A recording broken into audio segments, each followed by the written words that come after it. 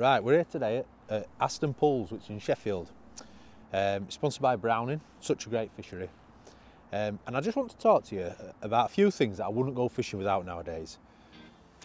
The first thing I want to talk about is my pole. The pole I use is a Browning Z14 Xitan pole.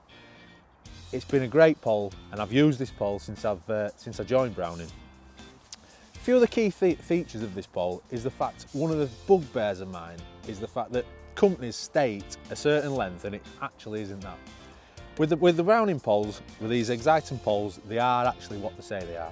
So this is a true 16-metre pole.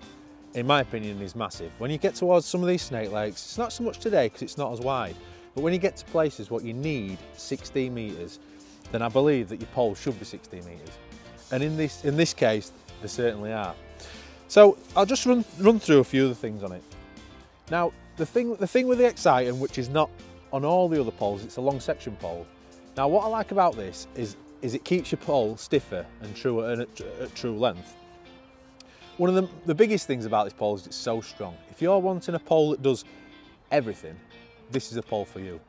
I mean, my style of fishing can range from being on the canal to the River Don, which are top 4s and 5s deep, to snake lakes like this, which are only 3 and 4 foot deep. And this pole has never let me down.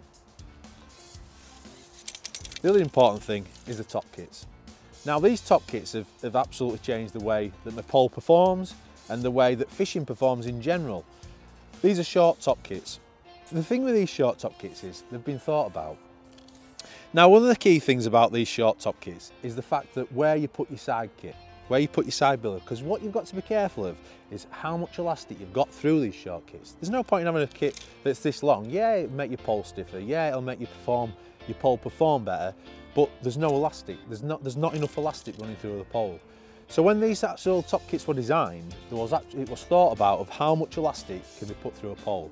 And that's why, in theory, the actual side puller is low down on the pole. But it's not too low where you'll struggle to play the fish. With this, you can literally pull it from there, and it still feels natural to play the fish on these puller kits. So in our opinion, this top kit and this amount of elastic is the right amount of elastic to run through a top kit. One other little key feature of what I do like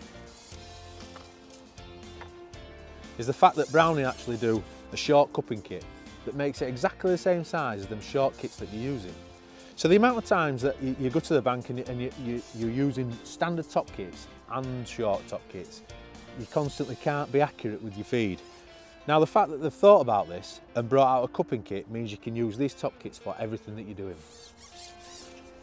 Another key feature about these top kits is the fact that when you do actually use them on your pole at long lengths, they make your pole lighter and stiffer. And that's because they've reduced the amount of carbon that you've got within the pole. But, as I went back to before, with the bugbear in the fact that it's not a true 16 metre, with the square sections which you get free with the Browning poles, it takes it to a true 16 metre pole, so you still don't lose the length, which again, like I say, is one of my bugbears. What I do like again about this top kit is the fact that it's so stiff because of the reduced amount of carbon that's used within it, that the elastic runs smoothly. Now, for me, that's so important because you don't lose the fish, especially at this time of year in winter time when the fish are not hooking themselves. You've got to lift at the fish and let the elastic do the work.